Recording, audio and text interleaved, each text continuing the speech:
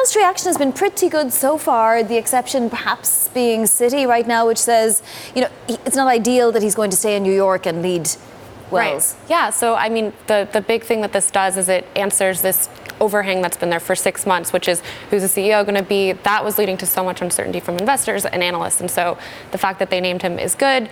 Citi's not the only one that's a little skeptical about this decision, though. KBW put out a note saying, okay, Scharf is good. This solves the, uncertainty overhang. But the fact that Scharf has been at also 3 companies in the past 3 years means, can we trust him to stay here? He was brought into BNY Mellon in 2017 to turn the bank around, and here he is just 2 years later, kind of in the middle of that business, in the middle of unfinished business, just moving over to Wells. So people are we'll take a wait and see approach, and so we'll just have to see.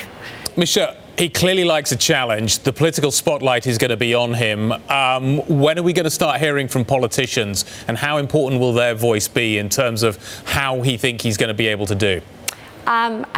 We'll probably start hearing from them ASAP. As we know with Wells, it was political pressure and regulator pressure that led to Tim Sloan stepping down. So I wouldn't be surprised if, Elizabeth Warren comes out and says something about this. I think the OCC also came out today and said that, they were okay with this decision. And so now the challenge is going to be, can Charlie Scharf actually convince regulators that that they can lift the asset cap? That's going to be his big, hurdle.